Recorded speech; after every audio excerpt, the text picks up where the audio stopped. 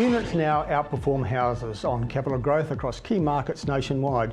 So what's driving this shift? I'm Terry Ryder and the Property Playbook starts now. Welcome to the Property Playbook, presented by Hotspotting, where each episode we empower you with expert insights and trends to thrive in today's competitive property market.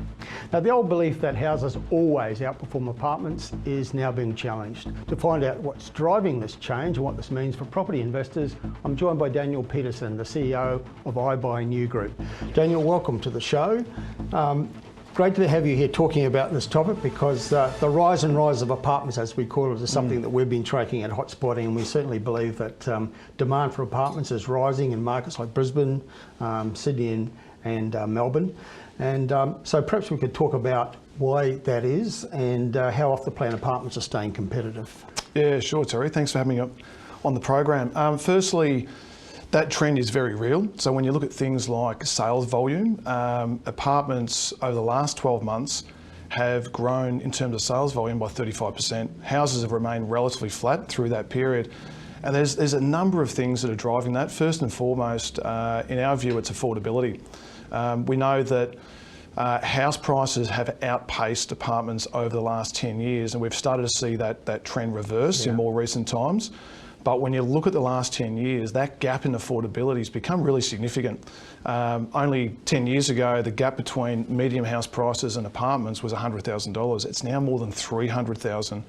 So affordability is a very big and real thing. And the other factor when you look at affordability is kind of comparing wage rates to medium house prices. House prices, 9 to 10 times, maybe up to 12 times average wage rates to medium house prices. Apartments are only 6 or 7 times. So they are far more affordable, and that's certainly one of the key factors driving this demand towards apartments. But there's a fair bit more to it. So beyond affordability, there's the population growth that we're experiencing across our major capital cities and the urbanisation of those cities. Most of our population growth over the last 10 years has come from Southeast Asia and Northern Asia. And those people are much more accustomed to living in those inner city suburbs and in apartments. So that's driving demand towards apartments. And then it's also lifestyle. I mean, people that are getting a little bit older in life, that are downsizing, they're looking for apartments. They're low maintenance, they're efficient, energy efficient, they're more sustainable, they've got smart home solutions built within them. And so it can be a really great option for people that are downsizing, so lifestyle. What about safety and security? More and more I'm hearing from people that that's a driver of people to live in that type of dwelling rather than a house at ground level.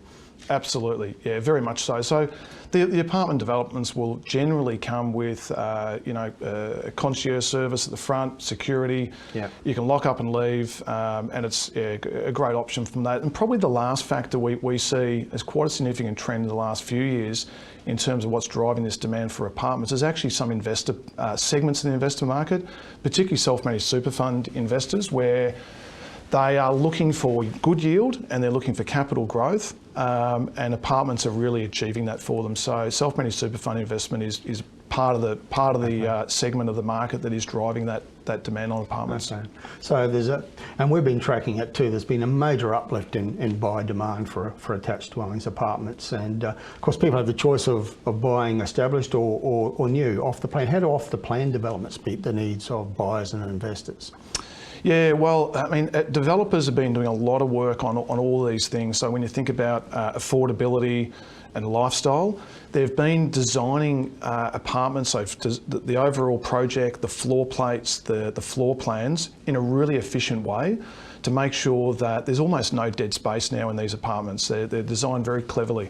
But the other thing is they're building them with a little bit more scale, so that with rising construction cost, the land values, the construction cost, and everything to build those, all the amenity within these developments, with a bit more scale, they can wash that across a larger number of properties, so they can help the affordability piece.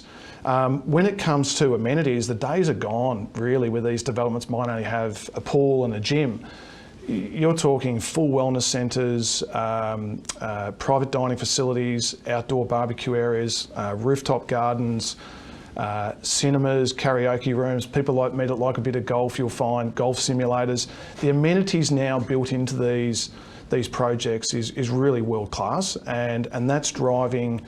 That is what a lot of developers are now doing to cater for people that are looking for those sort of things. So this is one of the significant differences with the brand new project and some of the older ones then, that level of amenity. Yeah, that's right. And I think one of the other things that we see, you know, one of the stats we've seen emerging and growing is just drive times.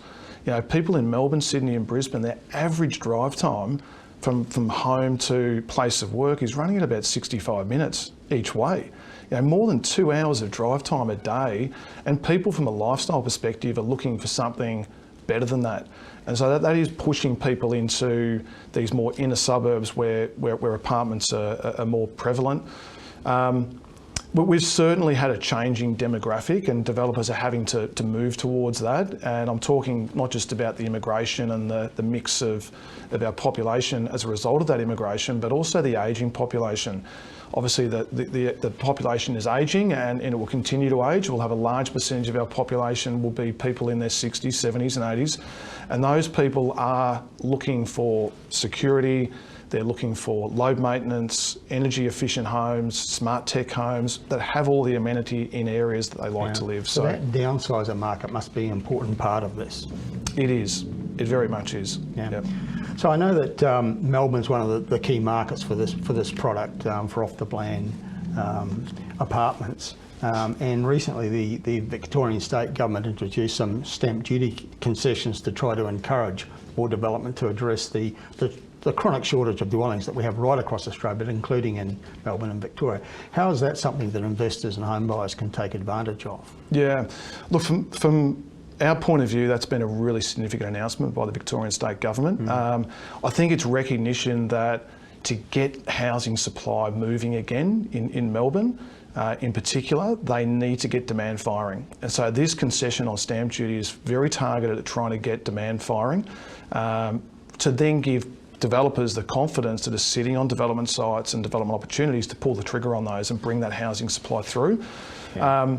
You know, when you look at this concession, it's not insignificant. It's only available on off-the-plan apartments and townhomes. Yeah. It's for a 12-month period. It started October 2024, so it's got 11 months to run. So there's a limited opportunity to take advantage of that. That's right. It's still a reasonable period of time, but people do need to move relatively quickly to seize this opportunity. And you know, to sort of give you some numbers, Terry, if you were to go into, say, a low level or mid-level kind of entry price, $850,000 apartment off the plan, you would typically pay in Victoria, you'd pay about $46,000 in stamp duty. Yeah. Under the concession, you'll pay something like $5,000 or $6,000. So there's about a $40,000 saving. And obviously, if people are investing more like $1 million or $2 million, that concession is much more significant. But it does, even at that entry level, it gives you a really good head start in terms of picking up capital growth, positions you really well to achieve capital growth over a period of time. And as iBuyNew, we're certainly trying to help clients identify where the most significant opportunities are in Melbourne that are going to really perform well, and they can take advantage of that concession to the maximum opportunity. So I'm aware that people with self-managed super funds are interested in apartments as something that's a good fit to leverage off the plan properties for that type of ownership vehicle. How does that work well for investors? Yeah, I mean, it's been a big trend, as I touched on a little bit earlier, with self-managed super funds investing into apartments. And if you've got sort of $200,000 or more in your super, you're actually pretty well positioned to invest into property.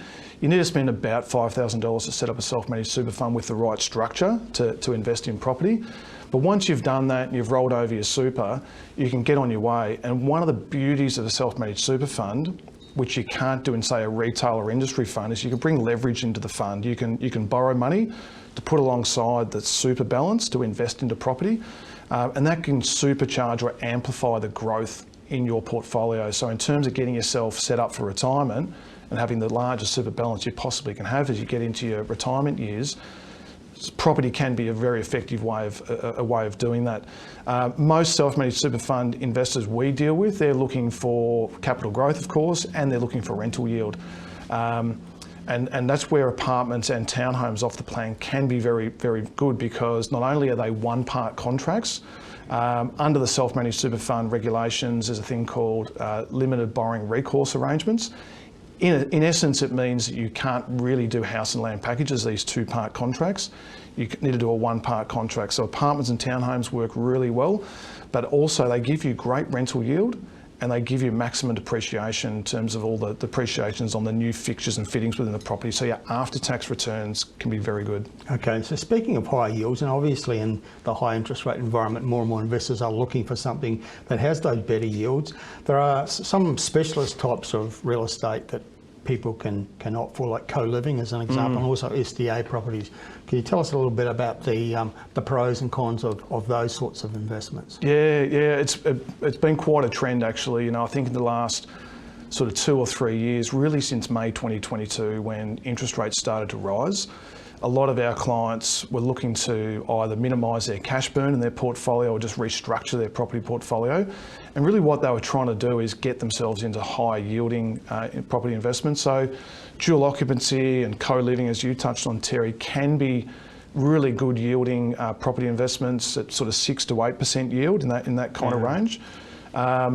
If you think about it from a tenant perspective, you know, these co-living options where you might have 4 bedrooms in a home that can be co-shared, they are fantastic for people that are students, they're young professionals, they're people that are struggling with rent because it brings down their rent. It also gives them socially a number of people to live with, so it can work really well from that perspective. From a landlord or an investor perspective, rather than getting 1 rent, you're getting 3 or 4 rents, so your yield can be much higher at that sort of 6 to 8% range.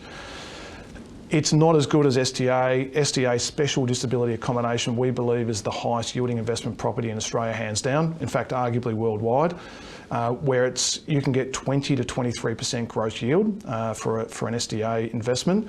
It sits within the NDIS program, so the SDA component or special disability accommodation is part of the overall NDIS program.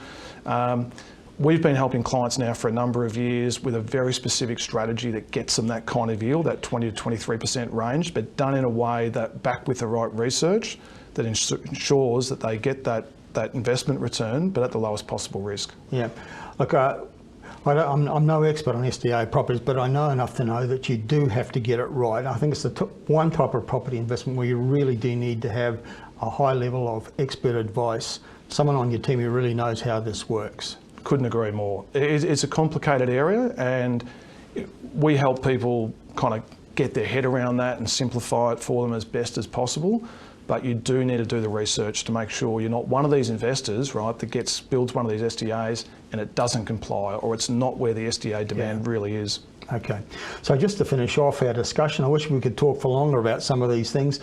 What should buyers focus on when choosing off-the-payment apartments? What are the things they need to focus on? Yeah, sure. I mean, there's really 3 things we look at. It's location first. So we're looking, you know, specifically around where's the demand for rental properties, where are the low vacancy rates, and what's going to get you that really good yield. We're also looking things around the proximity, you know, to key transport hubs, to shopping centres, to other services that people need.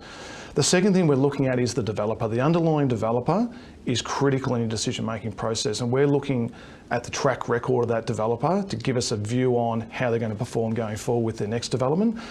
We're not just looking at have they built that project on time and on budget in the past, but have they built it to specifications of what they were marketing 2 or 3 years ago before they built that project. Have they actually delivered to that specification? The third thing we look at, of course, is the underlying development. And so we're looking at, has that project got development approval? Have they got the builder appointed? What stage they're at? What have they designed into that in terms of amenities, energy efficiency, smart home solutions, all the technology they're building in to make sure that it's going to be fit for purpose, not just for tenants, but for future buyers. That's all we have time for, Daniel. But thank you for so much great information in a short space of time. That's the play for today. This is Ticker. We'll be right back. You're watching Ticker. We'll have more in just a few minutes.